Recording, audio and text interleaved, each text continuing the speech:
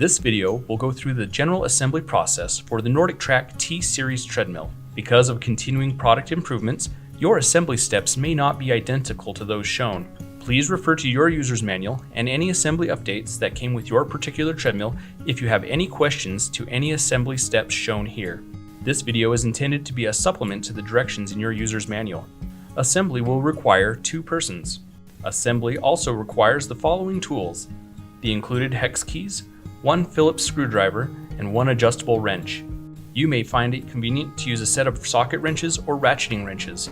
To avoid damaging parts, do not use power tools. Place all parts in a cleared area and remove the packing materials.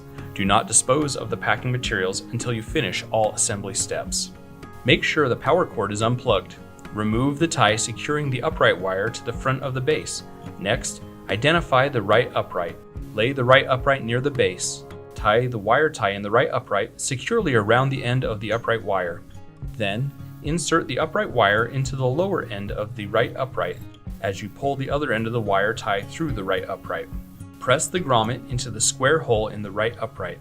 Make sure not to pinch the ground wire.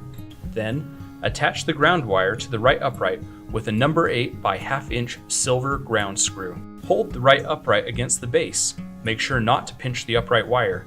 Attach the right upright and a wheel with 2 3/8 by 2 1/4 inch screws, a 3/8 by 1 1/4 inch screw, a 3/8 by 1 3/4 inch screw, and 4 3/8 star washers.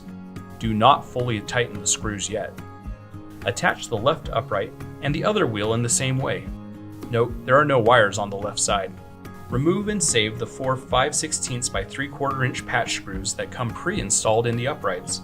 Identify the left and right base covers. Slide the left base cover onto the left upright and slide the right base cover onto the right upright. Do not press the base covers into place yet. Insert the tab on one of the cover brackets into the slot in the left upright. Attach the cover bracket with 2 number 8 by 1/2 inch screws. Attach the other cover bracket to the right upright with 2 screws. On the right upright, the slot is below the 2 small screws. Position the upright wire to the inside of the right upright. With the help of a second person, set the console base assembly on the right and left upright. Position the upright wire so that it is on the inside of the assembly. Be certain not to pinch the upright wire.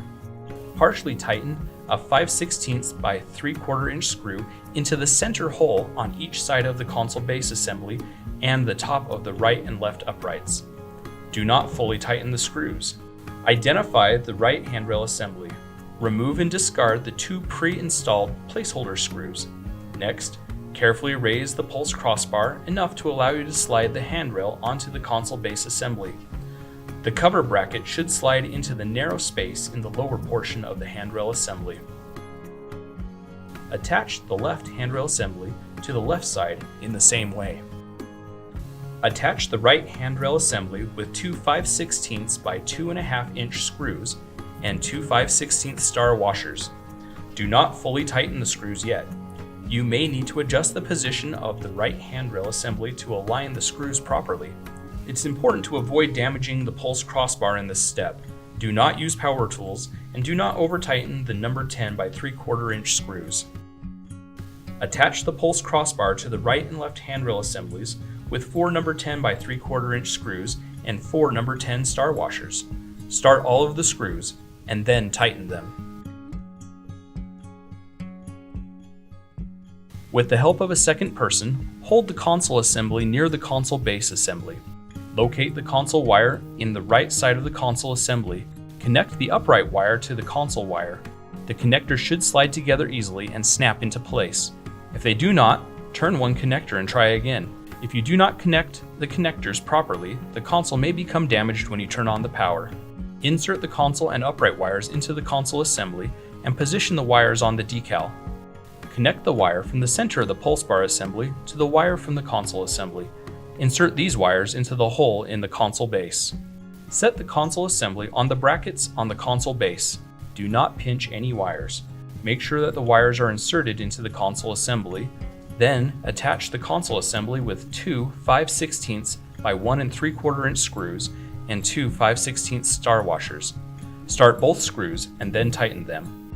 Attach the small console cover with 2 number 8 by 3/4 inch screws. Do not over-tighten the screws.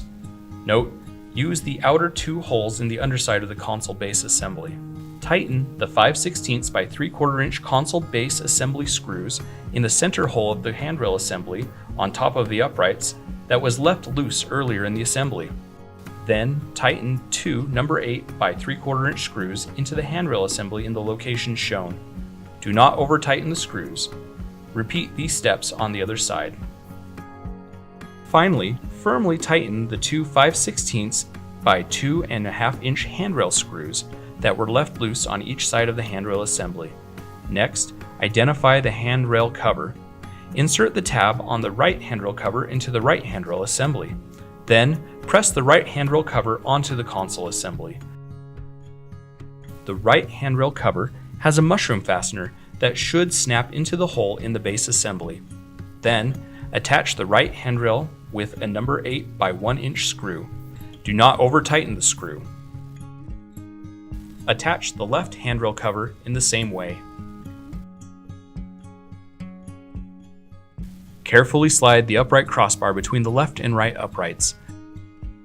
Attach the upright crossbar with the 4 5/16 by 3/4 inch patch screws that you removed from the uprights previously and 4 5/16 inch star washers. Start all 4 patch screws and then tighten them. Insert the tray from the front of the treadmill and set it on the upright crossbar. Attach the tray to the upright crossbar with 4 number 8 by 1/2 inch screws. Start all 4 screws and then tighten them. Take care. If the treadmill is assembled on a smooth surface, it may roll forward while assembling the storage latch. Remove the 2 5/16 by 3/4 inch patch screws from the latch crossbar. Raise the frame to the upright position. Have a second person hold the frame until the storage latch is completely installed. Install the latch crossbar to the frame. Make sure that the "this side towards belt" sticker is facing the treadmill and the bracket is toward the ground. Attach the latch crossbar to the brackets on the frame with the 2 5/16 inch by 3/4 inch patch screws that you just removed and 2 5/16 inch star washers. Remove the 5/16 inch nut and the 5/16 inch by 1 3/4 inch bolt from the bracket on the base. Next, orient the storage latch with the narrow end towards the base of the treadmill and the sticker facing the ground. Attach the lower end of the storage latch to the bracket on the base with the 5/16 inch by 1 3/4 inch bolt and the 5/16 inch nut. Then, raise the storage latch to a vertical position and remove the wire tie. Align the upper end of the storage latch with the bracket on the latch crossbar and insert the 5/16 inch by 2 1/4 inch bolt through the bracket and the storage latch. This will push a spacer out of the storage latch. Discard the spacer. Next, tighten the 5/16 inch nut onto the 5/16 inch by 2 1/4 inch bolt. Do not over-tighten the nut. The storage latch must be able to pivot. Then, lower the frame by pushing forward slightly on the deck and pressing the top of the latch with your foot. While the top of the latch is depressed, lower the deck. Firmly tighten the 4 3/8 inch by 2 1/4 inch screws and the 2 3/8 inch by 1 1/4 inch screws. Next, tighten the 2 3/8 inch by 1 3/4 inch screws. The wheels must be able to turn freely. Next, set the left inner base cover onto the lower end of the left upright. Slide the left base cover downward and press it onto the left inner base cover. Then, set the right inner base cover onto the lower end of the right upright. Slide the right base cover downward and press it onto the right inner base cover. After the treadmill is assembled, inspect it to make sure that it is assembled correctly and that it functions properly. Make sure that all the parts are properly tightened before you use the treadmill. Be sure to follow all important warnings, precautions, and instructions as described in the user's manual. Be sure to use the treadmill connected to a surge protector and place the treadmill on a floor mat to protect the treadmill and other property.